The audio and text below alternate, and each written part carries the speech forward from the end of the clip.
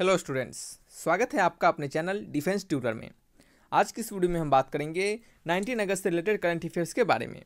यह वीडियो उन सभी बच्चों के लिए इंपॉर्टेंट है जो बच्चे डिफेंस एग्जामिनेशन की प्रिपरेशन कर रहे हैं, चाहे वो आप एनडीए की कर रहे हो, एयरफोर्स की, नेवी की या फिर आप कोस्ट गार्ड की। सभी बच्चों के लिए इंपॉर्टेंट है। जिन एग्जामिनेशन में आपके करंट अफेयर्स पूछे जाते हैं तो उन सभी एग्जामिनेशन के लिए ये वीडियोस आपके लिए महत्वपूर्ण होंगे। आपको यहाँ पे डेली करंट अफेयर्स प्रोवाइड करवाया जाता है, सो सभी बच्चे यहाँ पे डेली करंट अफेयर्स को देखें। डेफिनेट तौर पे ये करंट अफेयर्स आपको हेल्प करेंगे। और इस वीडियो के पीडीएफ को डाउनलोड करने के लिए डिस्क्रिप्शन बॉक्स में लिंक दिए गए होंगे, आप उस लिंक पर क्लिक करके इस वीडियो के पीडीएफ को डाउनलोड कर पाइएगा, या फिर आप टेलीग्राम चैनल को ज्वाइन कर लीजिए। आपको डायरेक्टली टेलीग्राम चैनल पे लिंक प्रोवाइड करवा दिए जाएंगे और टेलीग्राम चैनल के लिंक भी डिस्क्रिप्शन बॉक्स में दिए गए हैं, तो सो आप वहाँ से भी ज्वाइन कर लीजिएगा। चलिए स्टार्ट करते हैं अपने इस वीडियो लेक्चर्स को। यहाँ पे आज का हमारा पहला क्वेश्चन है 19 अगस्त 2021 के करंट अफेयर्स रिलेटेड। आपका यहाँ पे क्वेश्चन है कि 19वें सिपिलिमबर्गो ओपन शतरंज टूर्नामेंट 2021 का खिताब किसने जीता है। ठीक है, यानी 19वें सिपिलिमबर्गो ओपन शतरंज टूर्नामेंट का खिताब किसने जीता है। तो इसका आंसर क्या है? इसका आंसर है रौनक सागवानी। क्या है? रौनक सागवानी ने इसे जीता है। देखिए, आपको बता दें कि ये जो कोई भी शतरंज जो होते हैं, यानी कोई भी चेस चैंपियनशिप जो होते हैं, उसको कंडक्ट करवाया जाता है किनके द्वारा?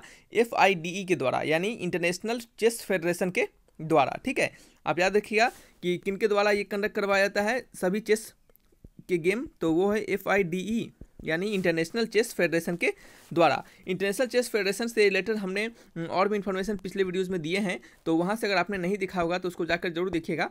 यहाँ पे भी कुछ आपको इसके बारे में बता दे थोड़ा सा। तो ये सेकेंड पॉइंट इसके बारे में, FDI के बारे में, FIDE के बारे में, कि इसकी जो स्थापना हुई थी, यानी इसकी जो इस्टेब्लिशमेंट हुई थी वो कब हुई थी? तो वो हुई थी आपका 20 जुलाई 1924 में। कब हुई थी? 20 जुलाई 1924 में इसकी स्थापना हुई थी। ठीक है, इसका मुख्यालय कहाँ है? इसका मुख्यालय है स्विट्जरलैंड में। इसका मुख्यालय कहाँ है? स्विट्जरलैंड में है।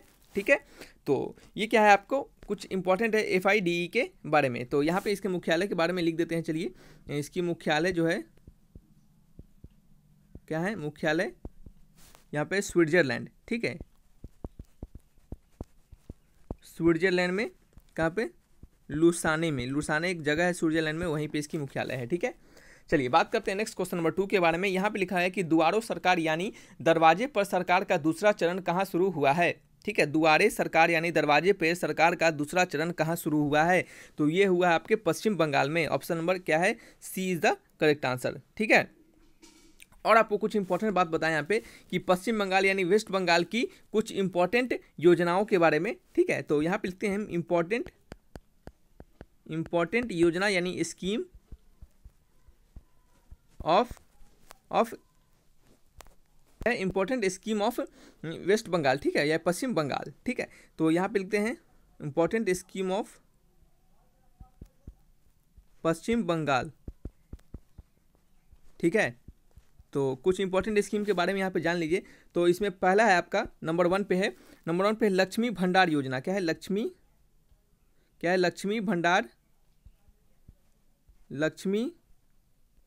भंडार योजना। ठीक है, लक्ष्मी भंडार योजना, तो ये भी आपका पश्चिम बंगाल में ही स्टार्ट हुआ है। दूसरा क्या है? यहाँ पे थोड़ा सा आपको राइटिंग में गड़बड़ी मिल रहा होगा, क्योंकि मार्कर जो है बच्चे ये खुद से बनाया गया हुआ है, तो सो इसमें थोड़ा सा प्रॉब्लम हो जाता है। ठीक है, तो ये नेक्स्ट है आपका माँ की रसोई योजना। क्या है? माँ की रसोई योजना, ये भी क्या है? आपके पश्चिम बंगाल में है। फिर नेक्स्ट आपका एक और लिख लीजिए यहाँ पे, क्या है? कृषक बंधु योजना। क्या है? कृषक बंधु योजना। कृषक बंधु योजना। ठीक है, कृषक बंधु योजना। और एक और है आपका दुआरे सरकार, ये भी क्या है? आपके वेस्ट बंगाल के ही योजनाएं में से है। ठीक है, चलिए नेक्स्ट बात करते हैं अपने क्वेश्चन नंबर 3 के बारे में। यहाँ पे 3 में लिखा गया है कि the dream of revolution a biography of Jayaprakash Narayan. क्या है? द ड्रीम ऑफ रिवॉल्यूशन यानी a biography of Jayaprakash Narayan. ये जो ड्रीम ऑफ रिवॉल्यूशन है, ये जयप्रकाश नारायण की बायोग्राफी है। ये जो पुस्तक है, ये किनके द्वारा लिखी गई है? तो ये सुजाता प्रसाद और विमल प्रसाद दोनों के द्वारा लिखी गई है, यानी ऑप्शन नंबर सी क्या है इसके रिगार्डिंग करेक्ट है। ठीक है, चलिए बात करते हैं नेक्स्ट क्वेश्चन नंबर 4 के बारे में। यहाँ पर लिखा गया कि वृक्षारोपण अभियान 2021 किस मंत्रालय द्वारा शुरू किया जाएगा। तो वृक्षारोपण अभियान 2021 आपके कोयले मंत्रालय द्वारा शुरू किया जाएगा, यानी ऑप्शन नंबर ए क्या है इसके रिगार्डिंग करेक्ट है। नेक्स्ट बात करते हैं क्वेश्चन नंबर 5 के बारे में। यहाँ पे लिखा गया है कि भारतीय महिला राष्ट्रीय football team Indian women's national football team के नए कोच कौन बने हैं।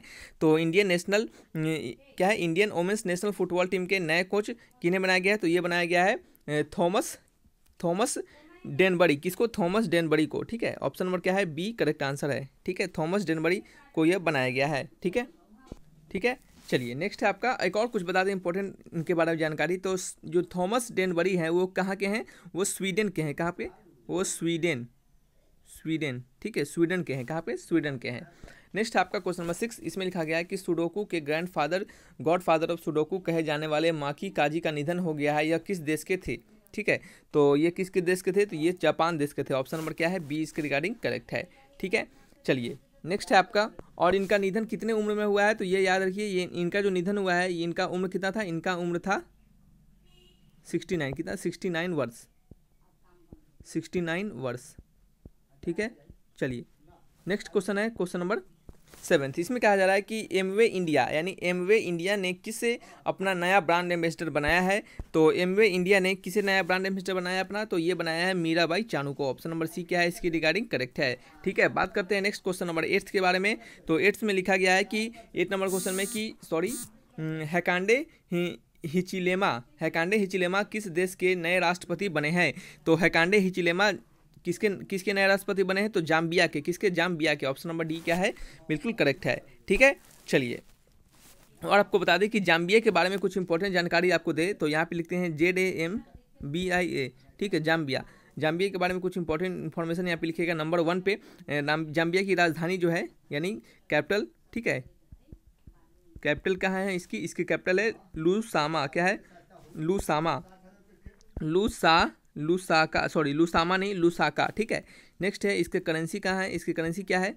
इसकी करेंसी है जाम्बियन कवाचा। क्या है? जाम्बियन कवाचा। ठीक है, तो यहाँ पे लिखते हैं हम बियन। ठीक है, जाम्बियन कवाचा।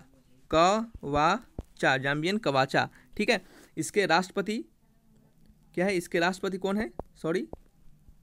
इसके राष्ट्रपति यानी इसके प्रेसिडेंट कौन है? इसके प्रेसिडेंट कौन है? अभी बताइए, आपको ये तो पता होगा। ठीक है, PRESIDENT इसके प्रेसिडेंट कौन है? तो जस्ट अभी हमने ऊपर लिखा है HAKAIND हैकांडे हिचिलेमा HICHILEMA।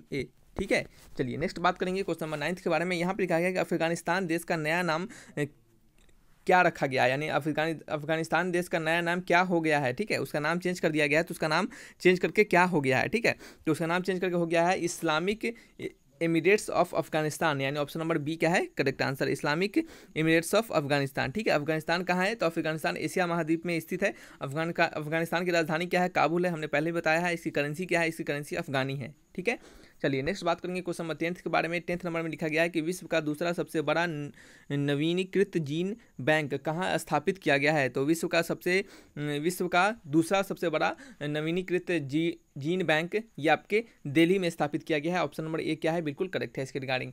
तो ये क्या थे आपके 10 मोस्ट इंपॉर्टेंट क्वेश्चन थे। इस वीडियो के PDF को डाउनलोड करने के लिए डिस्क्रिप्शन बॉक्स में लिंक दिए गए होंगे, आप वहाँ से लिंक पर क्लिक करके डाउनलोड कर सकते हैं, या फिर आप टेलीग्राम चैनल को ज्वाइन कर लीजिएगा, वहाँ पे आपको डायरेक्टली लिंक प्रोवाइड करवा दिया जाएगा। तो रखते हैं इस वीडियो को यहीं पे, किसी प्रकार डाउट हो तो कमेंट बॉक्स में जरूर लिखिए। Thanks for watching my video, तब तक के लिए बाय बाय।